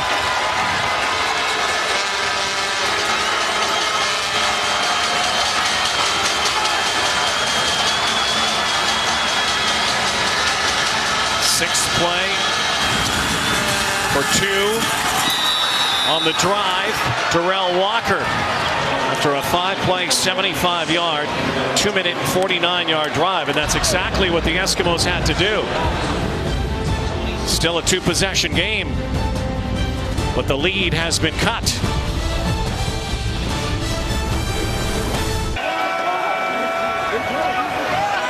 Trayvon Van, pair of scores, started this offensive outburst earlier in the ball game and now has brought his team closer. They look on the tablet with Mike Riley. Guy who changed it for the Argos, energized this game. Ball of dynamite, Martese Jackson. Won't get the ball this time. It's Chandler Worthy. Not this time. Chris Edwards downfield, Blair Smith as well. Let's take a look at the touchdown drive. Well, it looks to bring the Edmonton Eskimos back into this ball game. The big play, of course, the long pass down the sidelines to Darrell Walker. You see Walker again making a couple of Argonauts miss to set the table. The play action to Trayvon Van, who's in easily, and again Darrell Walker, who is such a big part of that drive, chipped in the 2-point convert.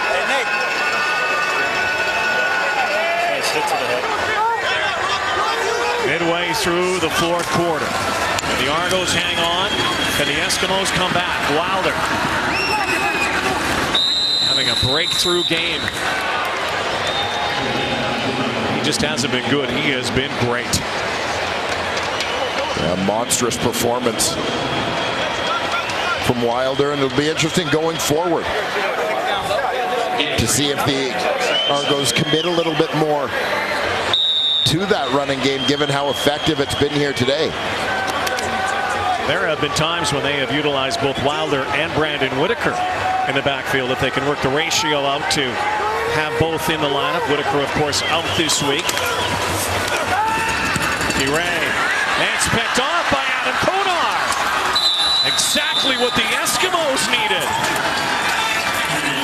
Suddenly, momentum has shifted once more. Argo turnover. Ricky Ray, who fumbled earlier.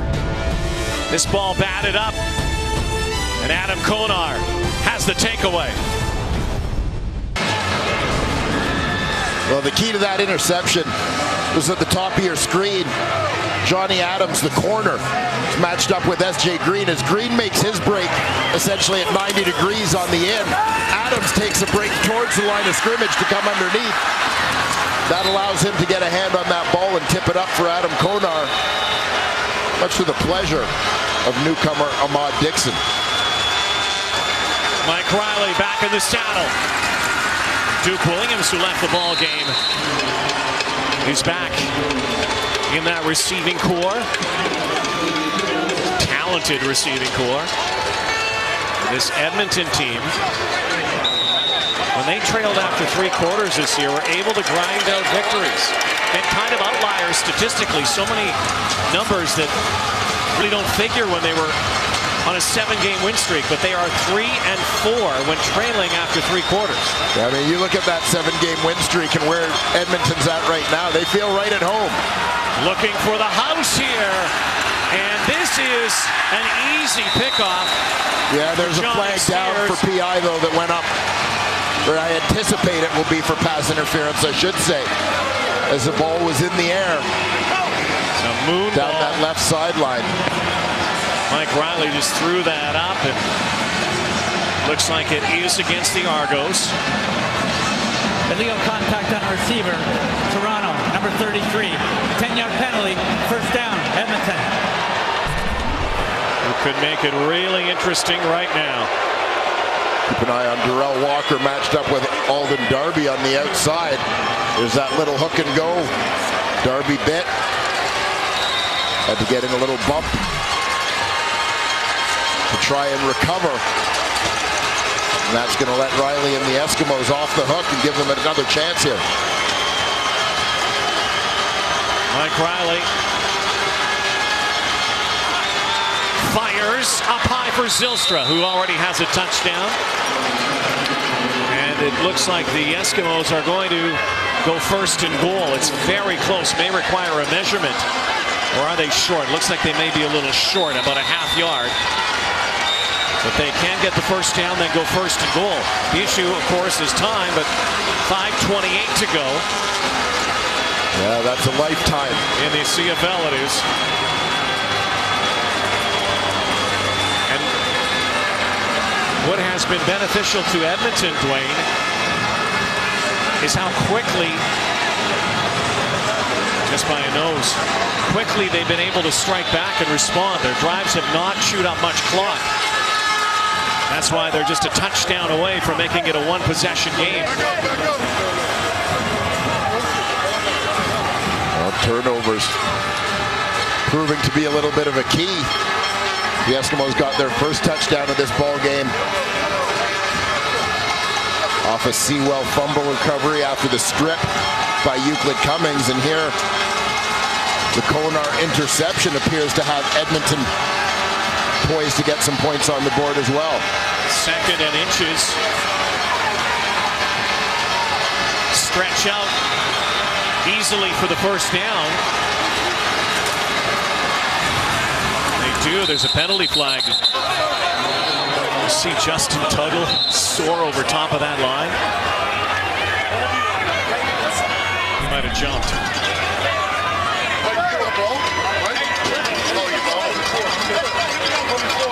Gymnastic move.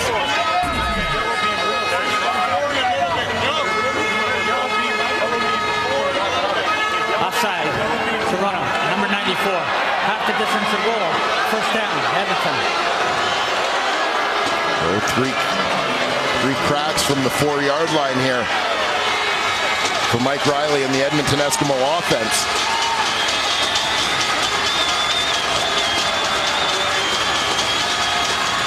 Trayvon Van, clothesline by Victor Butler.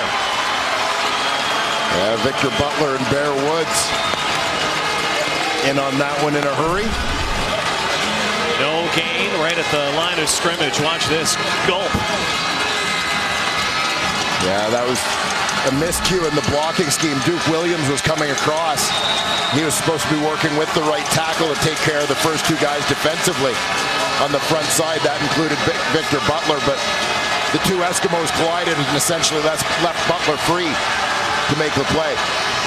Big play here, 2nd and goal.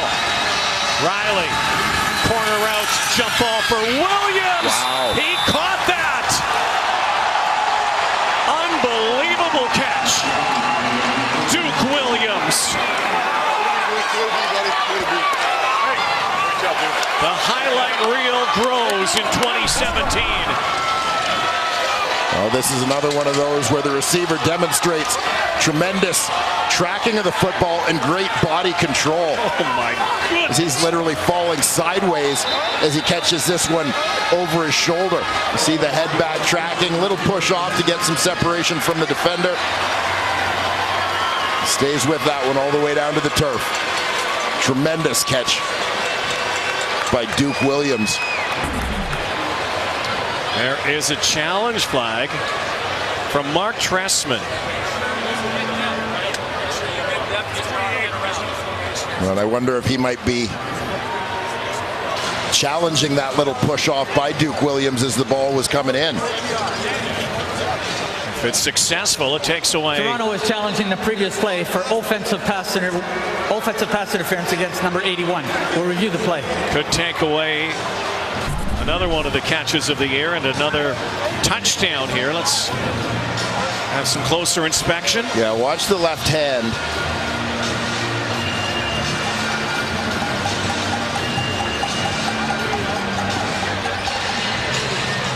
A little bit of a push off. Right. Yeah, just a little kind of a tap.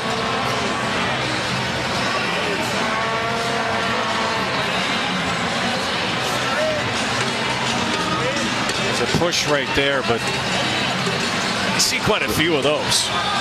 But yeah, I mean that's I mean, under the letter of the law, that push right here.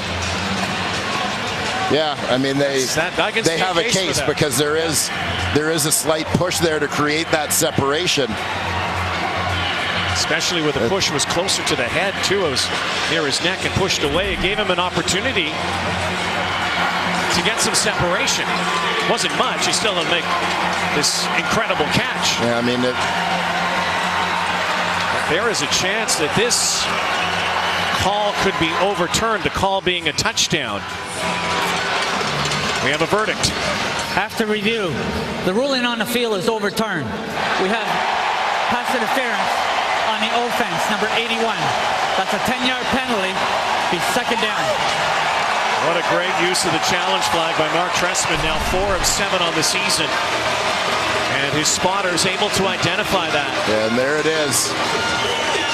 The left hand just creating that little extra bit of separation, which prevents Darby from being able to get in on the play. And, you know, I have a tough time with it because in the realm of consistency, you're going to see harder or more blatant push-offs than that go uncalled. But because it's a challenge situation, they're looking at it again. You can't really ignore it. So it's still Eskimo football, however, and it's still second and goal. Riley's having a hard time. They've really pumped the volume up here. Argo fans today. Riley running for his life, but there's a whistle. The play does not get off, and I don't think anybody could hear anything down there. You know, sometimes here at BMO Field, Edmonton, they're still a few thousand fans short of where they'd like to be, but certainly not in volume. They are loud here. They rattle these stands. Timeout.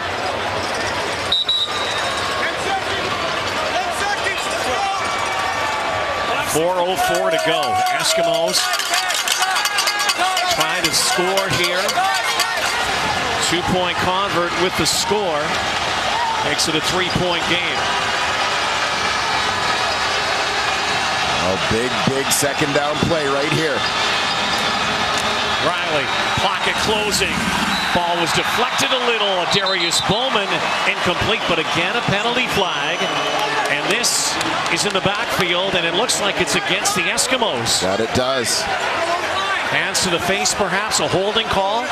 They try to afford Riley some more time. Holding Edmonton, number 57. A penalty's declined. It'll be third down. So third down.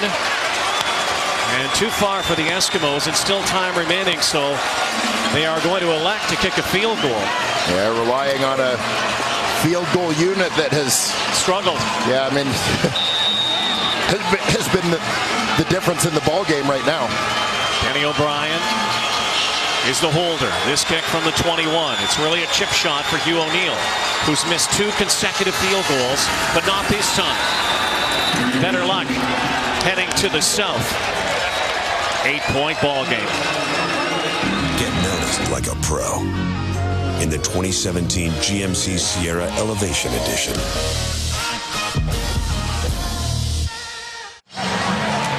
Hasn't been a great day at the office for Hugh O'Neill. Those 2 missed field goal attempts in the third quarter. Costly, certainly. Jason Moss. Yeah, just telling him to shake it off. Don't worry about the last one. Be ready for the next one. And that he was. And this is exactly, for a player at any position, but the kicking position is so unique in football, so isolated. You know, your mistakes, whether they're specifically yours or not, sometimes are so apparent to everybody watching as opposed to other positions.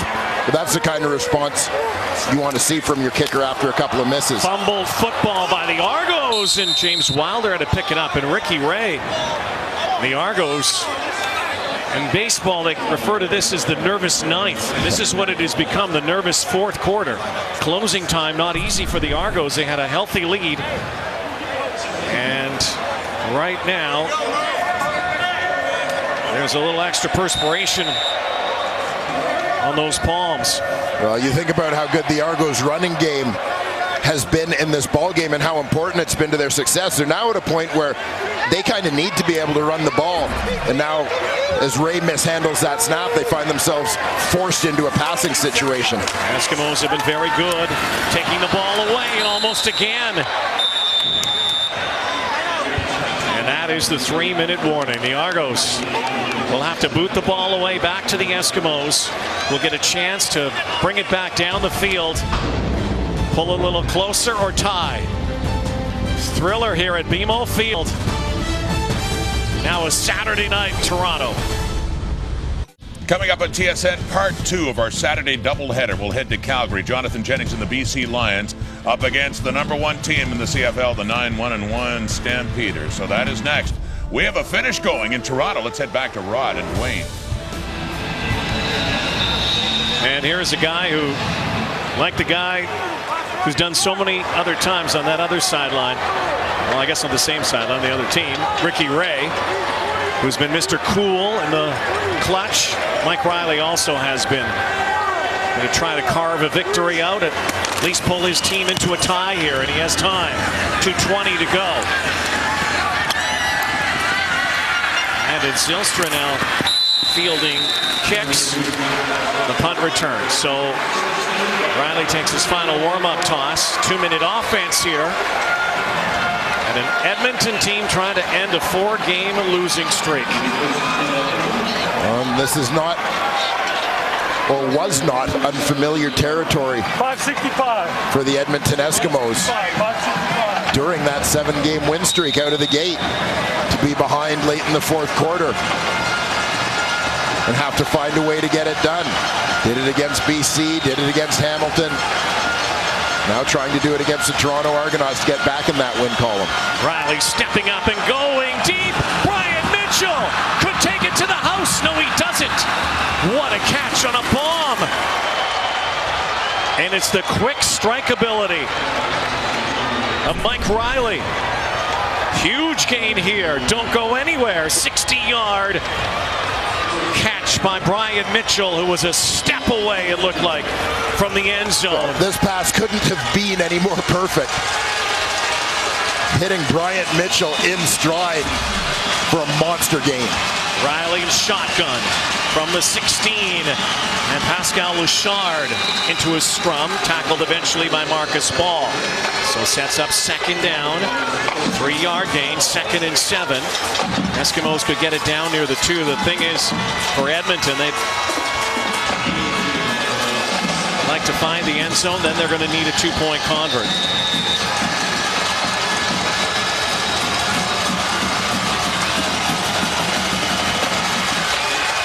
Clock is ticking away.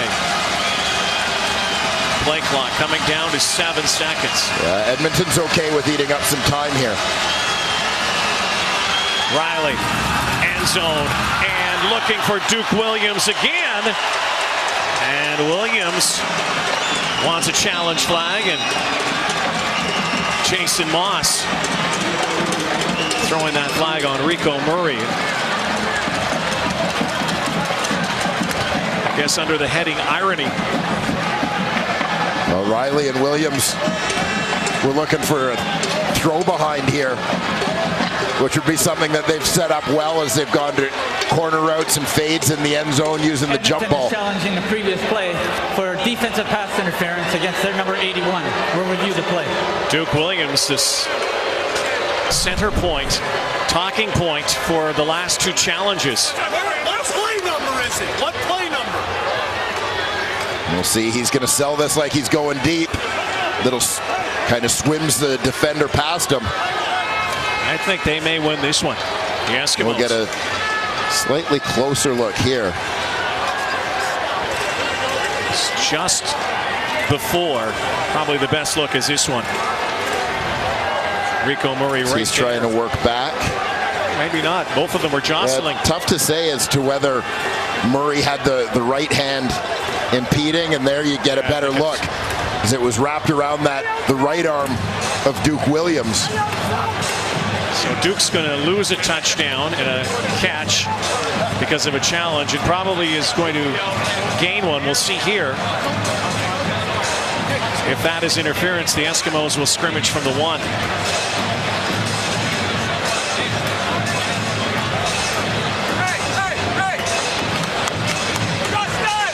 Again, much like the call that went against Duke Williams, should this one go against Rico Murray, I'm not sure I like it, but by the letter of the law. Yeah. Dueling Dukes on replays. And both could figure prominently into this final score here. Previous one meant the Eskimos had to kick a field goal. This one could mean the Eskimos scrimmage from the 1. And the fact that Command has had it for a while now, taking a look at a number of replays.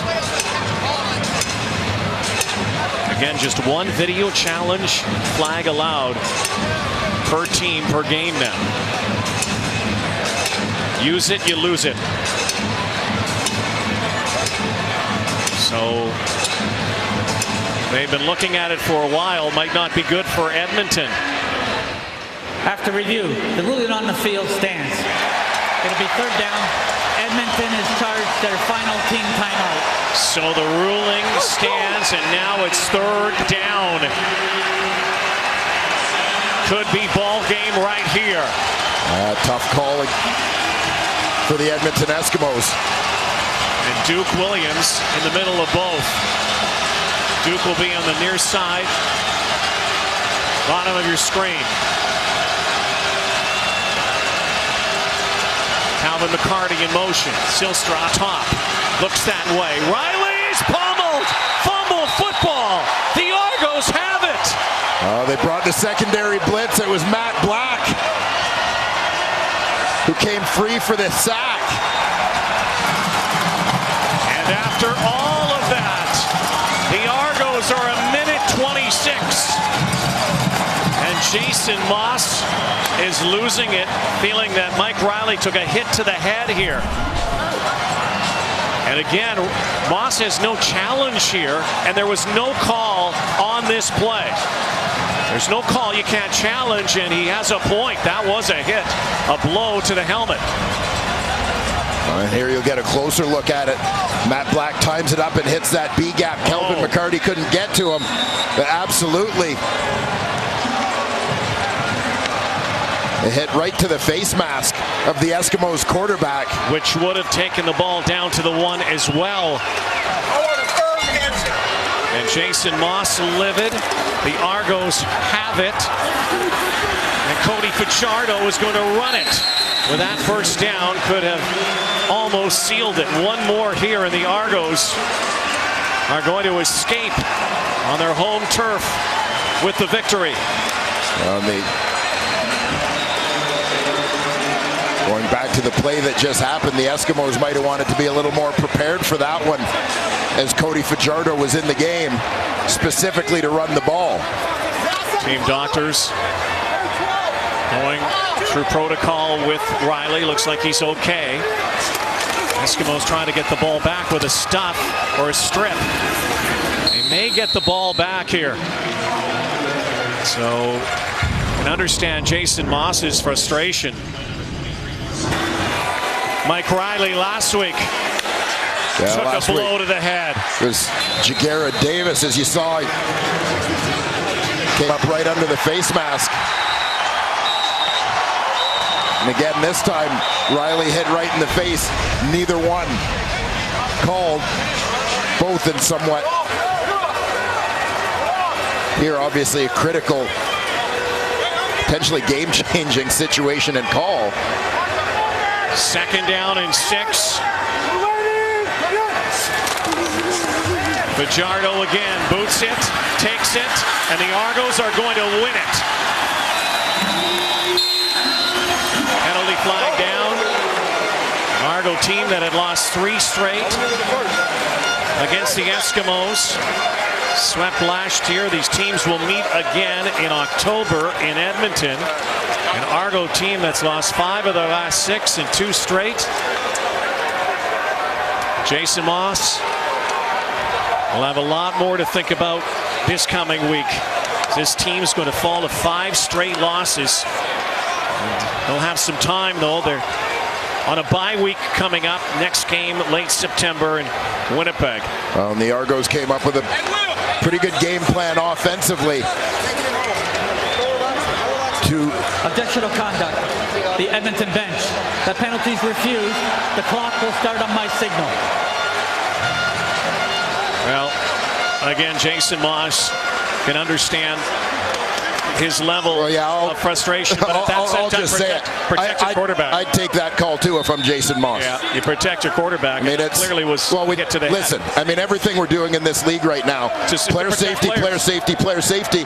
And if I'm Jason Moss, I'm going, my starting quarterback's been hit in the head 2 weeks in a row, hasn't been called. And, you know, they do have the spotter and they have the eye. There has to be a way to call that play. Now that you've lost a video challenge, and I know we're not in favor of all those video challenge plays, but at least that video challenge. Listen, if you're going to use it and get it right. But Mike Riley takes a blow to the head, which would have kept a drive alive. Something to talk about and think about. The frustration mounts for Edmonton. They've lost 5 in a row. The Toronto Argos. James Wilder Jr. has a career day. 190 yards rushing, 67 receiving. His first touchdown as an Argo. And Martese Jackson, the game changer, with a 125 missed field goal return. The Argos